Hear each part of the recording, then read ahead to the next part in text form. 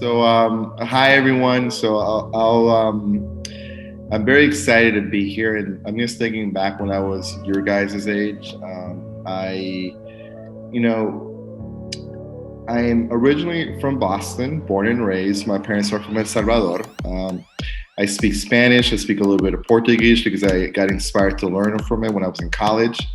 And I lived in Boston my whole life. I went to the Edison as a kid. I went to O'Brien. I went to RCC, UMass Boston, and to BU. And I like to talk a lot about those other things because when I was in middle school, my family had to go through a lot of hardships. And that's because I was sick. I actually had cancer when I was your guys' age. But thankfully, I had a lot of great people who were a support system to me, who inspired me, who supported me. Because, given that sometimes in life there's a lot of hardships that we all have to go through. And, when Dr. J asked me to, jump in here, I kind of got stuck to what exactly I want to share. Because the one thing that I really appreciate about my culture, about Hispanic and Latin culture, is the closeness that, is so familiar in all cultures. And, on a superficial level, I would say it's, the music, listen to bachata, merengue, salsa. But it's also those values of being connected to someone, being part of something. And that's just always been true to me because I grew up understanding that. And, when I was sick, I learned that was a part of my identity as being a cancer survivor because, I truly felt like it was everyone behind my back saying, "No, we got you," when I was in seventh grade, sick. But also throughout those years is just kind of understanding and knowing where I'm from. My parents immigrated to this country in the 80s. And when they came here, they didn't come with money. They just came here with hopes and dreams and aspirations. And, I'm very grateful because even though they didn't have education, they instill a lot of values in me in terms of just connecting with others, just hearing people out. And I think that's who I am. I'm Ezra. As you may know, Professor Joan mentioned me.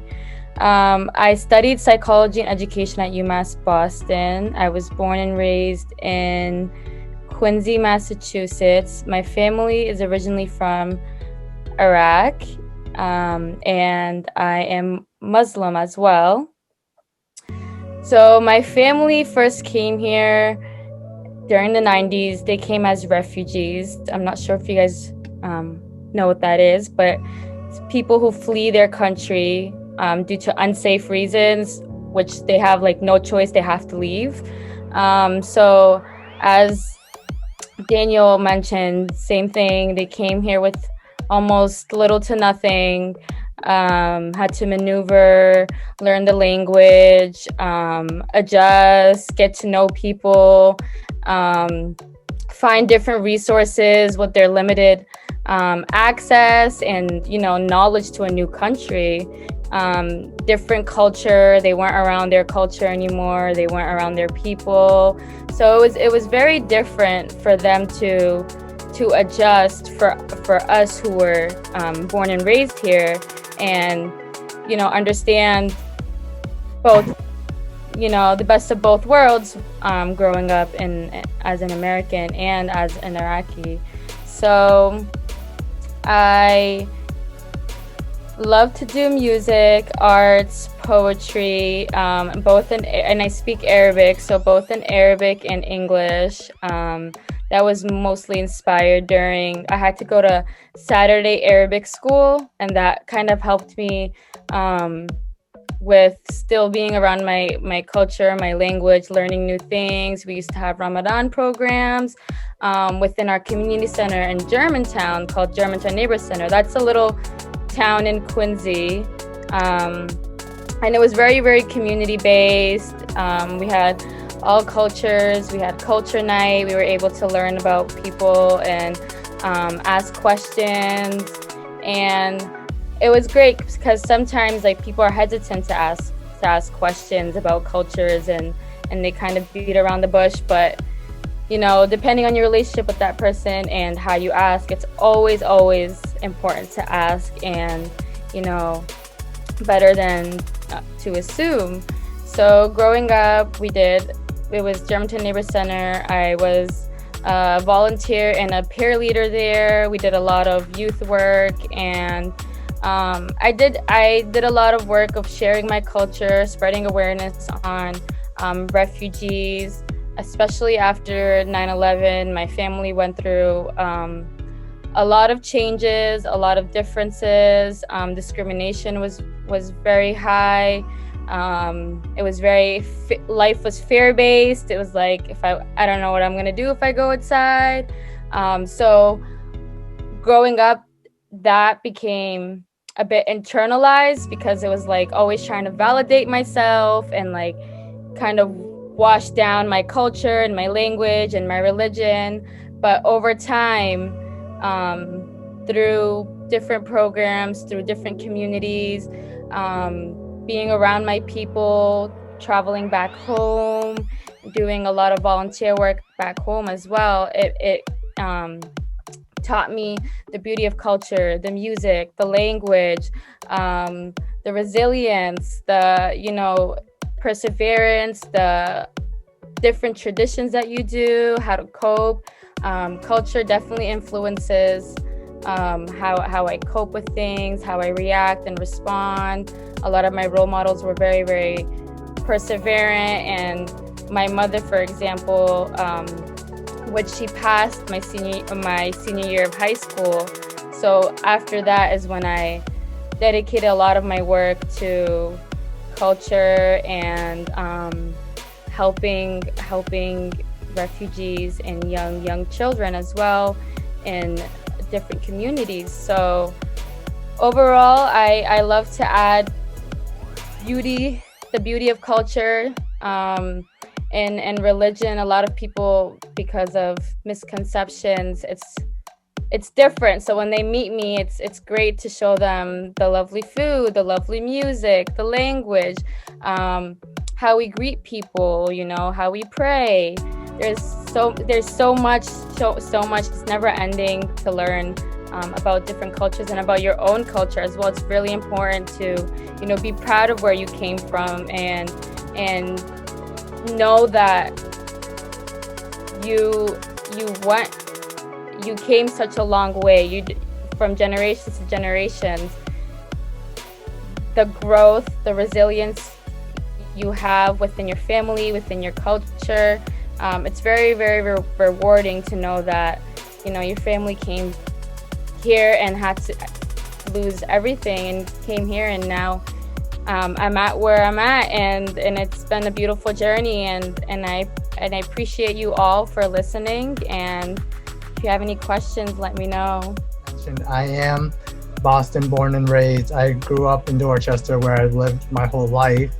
I actually went to elementary school at the Henderson Lower School in Dorchester, and as Dr. J mentioned, I went to the McCormick for a year, which is near UMass Boston, and then after that I went to Boston Latin Academy, where I spent the rest of my high school years.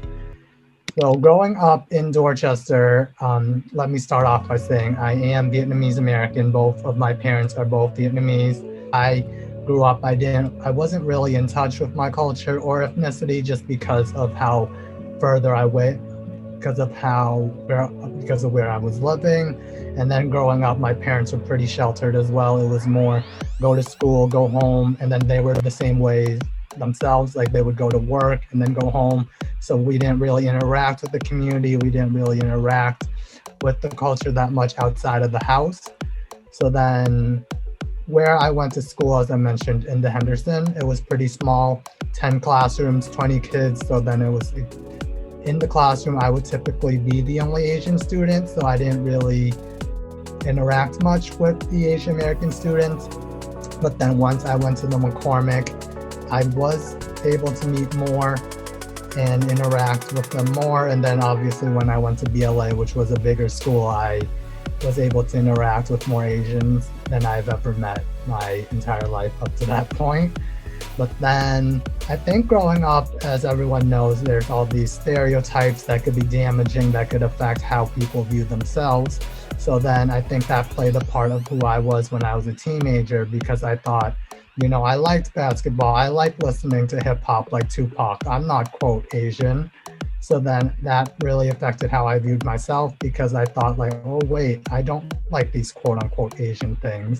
I like these black things more. So I don't really fit in. Do I really want to interact with Asian people? Do I fit along better with other people?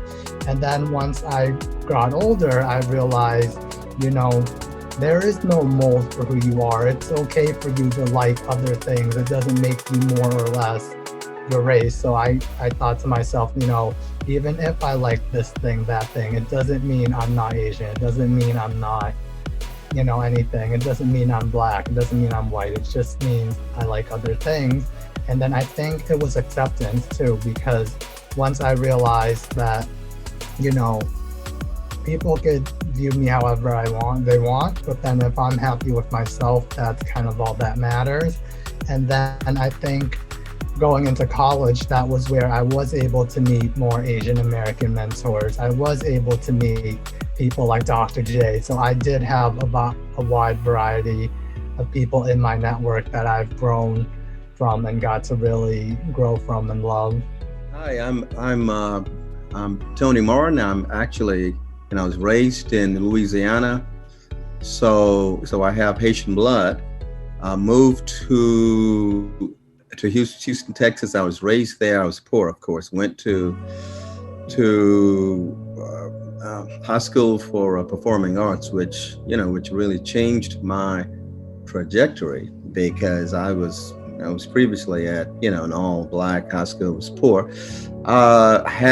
Had a bit of an identity crisis there, because I was at the high school for the performing arts, so it was with a lot of rich white kids. So and of course I'd come there, and then I would have to go back home to the ghettos. So you can imagine that was quite the experience.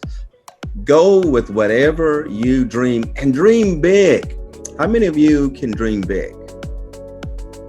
Are your dreams like this, or are they like this? Let me see. How big are your dreams? Come on. Everybody. Okay. Fatty, you don't have any dreams? All right. No. I'm kidding. I'm kidding. So dream big. Another thing, food. I'm an absolute foodie. I love food. If you like food, do this here. You like food? Okay, good. I love soul food. I absolutely, of course, I'm from the South, so you can imagine hot water cornbread. See, you don't know about that if you've never had it. Google it. Fried chicken, greens. Oh my goodness. I am making my own self hungry now and happy, because I love food. I make that all the time. Yes.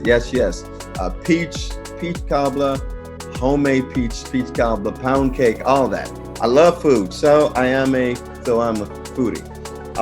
But bringing it into a close here, what I would say, again, is make sure that you go with your dreams. Like Charlie said, and Ezra and Daniel, be proud of who you are. Don't, because people don't understand you. That's their problem. That's not your problem. You know what I'm saying? Be who you are. Love who you are, and go after your dreams and get education, because it makes all the difference in the world.